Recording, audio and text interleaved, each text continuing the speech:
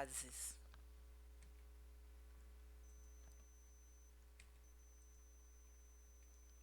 Então, o diagrama de fases é uma representação dos estados físicos de uma substância sob diferentes condições de temperatura e pressão. Qual é a diferença do diagrama de fases para uma curva de aquecimento? Primeiramente, a curva de aquecimento considera-se somente a variação de temperatura sob uma pressão constante, enquanto no diagrama de fase considera-se a variação de temperatura e pressão. É um gráfico que tem-se a mudança de fases de uma substância sob diferentes condições de temperatura e pressão. Então, o diagrama de fase representa, então, um gráfico em função da temperatura e da pressão. No diagrama de fases, nós temos as três fases, sólida, líquida e gasosa, independente do tipo de substância. O aspecto do diagrama de fases corresponde a esse. O que pode variar é a inclinação de uma curva ou outra. Mas a primeira região que aparece é a sólida, a segunda é a líquida e a terceira é a gasosa. Então, as curvas que separam as fases são chamadas curvas de equilíbrio.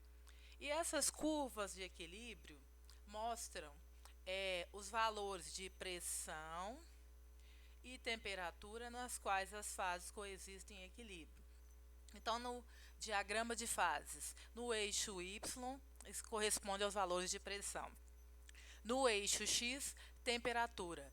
E cada curva dessa recebe o nome de curva de equilíbrio. Então, se nós pegarmos aqui, ó, essa curva aqui, ela mostra os valores de temperatura e pressão que separam a região sólida da região gasosa, ou seja, é uma curva que corresponde a uma transição de sólido diretamente para gasosa.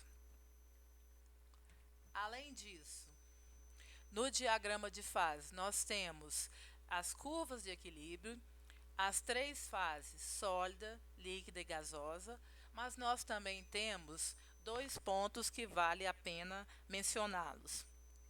O PT, ou ponto triplo, é o ponto que é de encontro das três curvas, ou seja, é a condição específica daquela substância que está sendo analisada daquele diagrama, onde coexistem as três fases, sólida, líquida e gasosa, naquela pressão específica e naquela temperatura específica.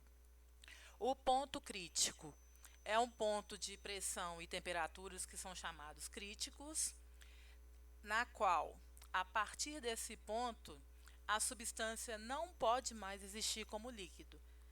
Então, não tem como ter a substância líquida, somente vapor. Aqui tem dois exemplos, eu vou mostrar dois exemplos de diagramas de fase. Então, aqui é o diagrama de fase da água.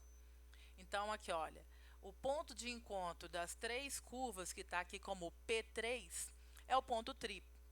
Então, para a substância água, na temperatura 001 graus Celsius e na pressão 006 atm, eu tenho água no estado sólido, líquido e gasoso. E o ponto crítico, a partir desse valor aqui, ó, de temperatura 374 e a pressão altíssima 218,30 atmosfera, eu não consigo mais ter líquido, somente gás. Então, na verdade, diagrama de fases, essas condições específicas, claro que naturalmente é muito mais difícil de obter, são obtidos em laboratórios específicos. Um segundo diagrama de fases, aqui, ó, diagrama de fases do gás carbônico, CO2. CO2 para ser sólido, líquido e gasoso. Então, o CO2 sólido, eu tenho que ter uma temperatura muito baixa aqui, olha, a partir de menos 56 para lá e a pressão de 5,18 atm aproximadamente, valores abaixo disso eu consigo ter um CO2 sólido. Ou uma pressão muito alta e uma temperatura muito baixa aqui, ó, 73,8 e um valor abaixo de menos 78. No diagrama de fases, então, a gente consegue analisar, então, para uma substância em várias condições de temperatura e pressão, em qual fase se encontra, ou variando a temperatura, variando a pressão, qual a mudança de estado físico que pode ocorrer. Então, eu coloquei um exemplo aqui, bem didático, para nós revisarmos isso. Então, no diagrama de fase a seguir, temos 6 setas, que indicam o sentido das mudanças de estado físico de uma substância. Então, a seta 1 aqui está saindo do sólido e indo para a região do líquido. Mudança de estado físico do sólido para o líquido. Então, aqui, olha, se eu mantiver a pressão constante e aumentar a temperatura, ocorre a fusão. Seta 2, saindo da região líquida e indo para o sólido, é a solidificação. Diminuindo-se a temperatura.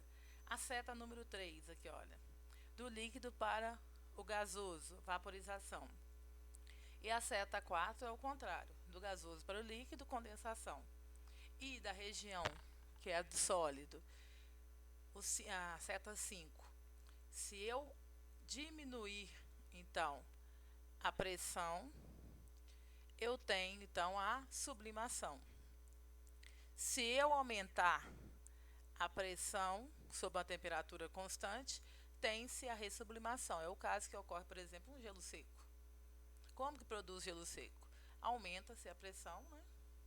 E tem-se o gelo no estado sólido, ou o gás carbônico no estado sólido, desculpa. Então, nas mudanças de estado físico com o diagrama de fases, é uma análise mais completa, com variação tanto da pressão quanto da temperatura. Então, assim, nós tivemos uma revisão básica sobre diagrama de fases, sobre as análises das fases e da utilidade desse diagrama.